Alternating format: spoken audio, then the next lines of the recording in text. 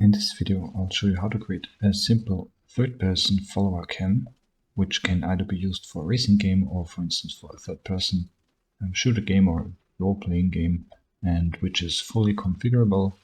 Welcome back to the channel. Let's get started. I just created a physically based controller here and our follow car script, which can be configured either via distance. You can configure the height, the follow speed and the look speed. For instance, if I set the distance to a value about 2 and the height 1, you can have a very near cam, or you can increase the distance, or I created, let's have a look at the scene view, over shoulder perspective, which is located here, slightly above the left top corner of the car. If I add that to the camera and switch back to the game view, we see that if I decrease the distance, we can have something like a over shoulder cam. I have to reduce the height to, let's say, 0.15. I have an over shoulder perspective for my car game. Just imagine that this is some kind of 3D character. And if we reduce the follow speed and the look speed, we can even have more drag to have a more dynamic feeling when playing with the camera. For instance, if the character runs, the camera will fall back and follow the player in a given distance, and then when the player gets slower again, the camera will catch up.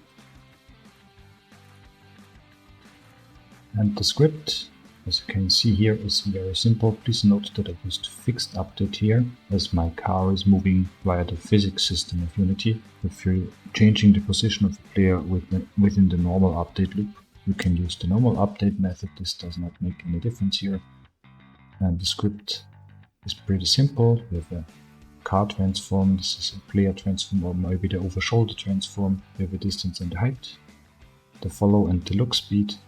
And the calculation, I just split it up to make it a little bit easier to understand. It's also very simple. I have an offset calculated from the negative forward vector, the chosen distance, and added up the up vector and the chosen height. The desired position is my player position plus the current offset, and the smooth position I'll just calculate it with vector3.burp and the follow speed and apply it to my position, and the rotation of the camera does work similar. I have a desired rotation which just calculates the look rotation from my player to my current position from the camera. I have a smooth rotation with quaternion and lerp and the look speed, and I apply it here. And feel free to pause the video here so you can copy the code. And if I just press play in the Unity editor with default values of 10.5 and 10.10, you'll see that my player character, in this case it's a car,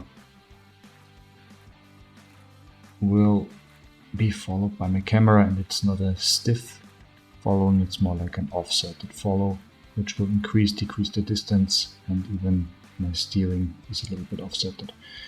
If I just reduce the follow speed to 1 and 1, you can see that it's very slow and that the distance of the camera and the following process is very delayed.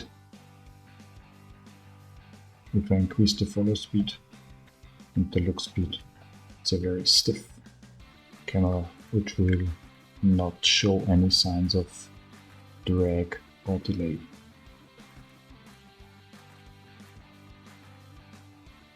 So I hope you found that short video useful. If you have any questions, drop a comment. Please don't forget to like and subscribe. And I guess I'll see you in the next video.